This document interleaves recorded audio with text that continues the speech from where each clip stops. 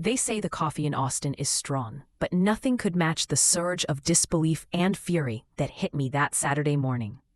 Mockingbird Cafe, that quirky little spot where tech bros and aspiring musicians collided in some strange Texan ecosystem, never felt so sinister. I, Lena Torres, a music producer who had left Los Angeles to chase love and a new life in Austin, walked in to meet a potential client. That's when I saw him. Julian, my boyfriend of 5 years, was leaning in close to whisper with Claire, his ex-girlfriend and now a business consultant. The sight made my stomach drop into the latte I hadn't yet ordered. I chose a table strategically behind a group of tourists obsessively photographing avocado toast, like it was a lost artifact from a long-forgotten civilization.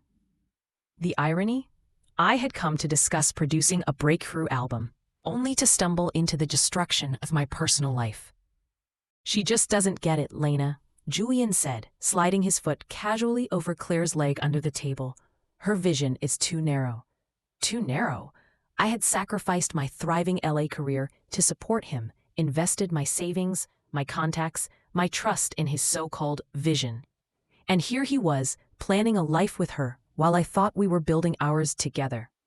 "They're impressed with the pitch deck," Claire cooed, especially after Lena made the connection with Universal Music. My blood ran cold. Every late night at his office, every unexplained business trip, every text I had convinced myself was work stress, had been a facade. And now I had proof. Pulling out my phone, I opened the voice memo app I usually used for client meetings, and for the first time in my life, I hit record in a personal moment. I considered confronting them right there, letting my anger spill onto the cafe floor like espresso. But some revenge is best served digitally. I thought back to Los Angeles, to the Grammy nominees I'd worked with, to nights when the music pulsed through my veins like electricity. Julian had convinced me to leave all that behind, promising we'd build an empire together. His startup, focused on music distribution, had seemed the perfect bridge between his tech obsession and my music expertise. But now, listening to him laugh with Claire, showing her renders of a Silicon Valley house they'd buy with my money, I realized I had been a pawn in their meticulous game. By the time he bragged about the refinancing papers I'd signed, all I could do was sip my coffee slowly, savoring the first flicker of control. I could have exploded in rage, but I was calculating. For 3 days, I went into stealth mode. I accessed his secure accounts using passwords I knew intimately, reviewed emails, documents, even his calendar location history.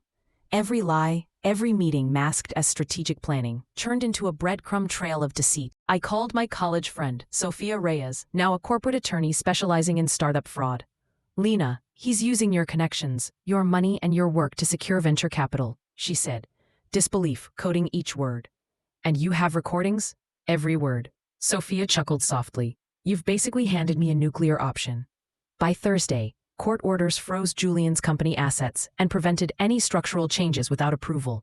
By Friday, I had rallied my old industry contacts. I transformed our home studio into a war room, mapping out assets, the original algorithms I had built, my network connections, and the toxic elements, Julian and Claire, who had tried to siphon it all away. By Sunday, I had registered Resonance Technologies, a name as much about reclaiming my life as it was about music, and drafted a business plan for a company that would finally put artists first. When I emailed Julian's lead investor, Max Donovan, requesting a private meeting before the formal presentation, his assistant replied within minutes. "Mr. Donovan appreciates diligence. 1 p.m. works." Tuesday morning, Julian tried to corner me as I returned from coffee. "This is insane," he said, panic flashing across the carefully curated mask he usually wore. "You're going to destroy both of us." I took a deliberate sip of my latte. "Actually, I'm saving what's valuable and discarding what isn't. That's called pivoting in startup language." By 2 p.m., I walked into Donovan's office with a calm I hadn't felt in years.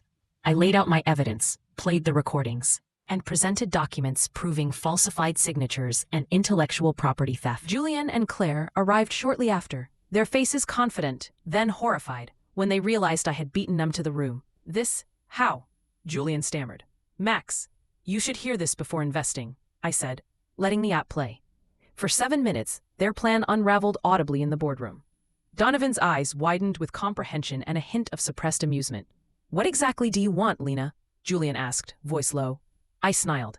"Justice, transparency, and perhaps a little satisfaction." By Friday, the emergency injunction was granted. Harmony Stream, the company Julian and Claire attempted to launch with stolen code, was frozen and barred from going public. They tried scrambling to rebuild, but reputations in the tech and music world, once tarnished, are nearly impossible to restore. Meanwhile, Resonance Technologies was ready. I had a team of trusted experts, including Sophia and a brilliant developer, Mei Ling, who had worked with me on several breakthrough albums. I had reclaimed not just my company, but my identity. I transformed our home studio into a war room, mapping every asset, contact, and opportunity.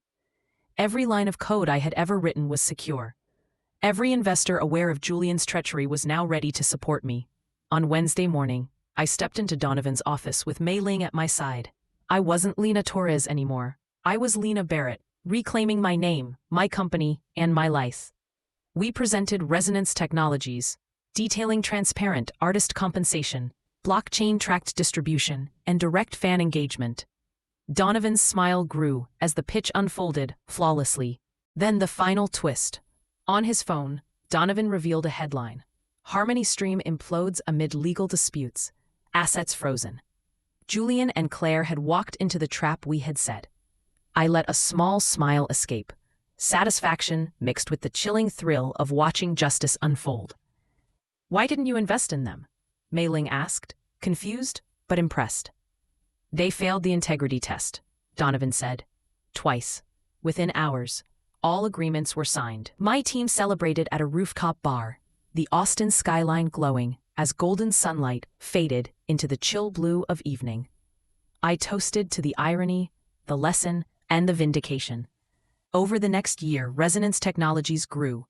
We partnered with over 200 artists, integrated 4 major labels, and exceeded revenue projections by 18%. Julian's attempts at new startups failed spectacularly, each collapse cementing the lesson he had failed to learn. Underestimating a woman with vision and skill is dangerous. Through this chaos, I found a network of women in music tech, all of whom had been betrayed in ways similar to mine. We formed a collective, a combination support system, business incubator, and occasionally, a discreetly formidable force of retribution against unethical executives. Sitting in my downtown Austin office a year later, overlooking the city where my life had simultaneously collapsed and rebuilt itself, I reflected. The universe had placed me at Mockingbird Cafe at the precise moment to hear what I needed to hear, to act when I needed to act, and to rise when I needed to rise. Success wasn't just my revenge, it was my rebirth. It was a company built from the very tools that Julian and Claire had tried to steal from me. Sometimes, the best triumph isn't about destruction. It's about reclamation, about taking what is yours and building it stronger, fairer, and more enduring than anyone could have imagined. When an email arrived from an unknown sender, potential partnership inquiry, Julian Reynolds, Nexus Innovation Group, I didn't even blink. I forwarded it to our legal team with a single line, "Archive for Museum of Misplaced Confidence."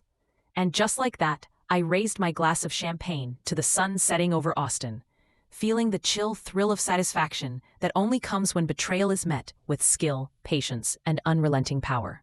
Sometimes, the best revenge is not just success. It's building a life so remarkable that the people who tried to break you can only watch in disbelief.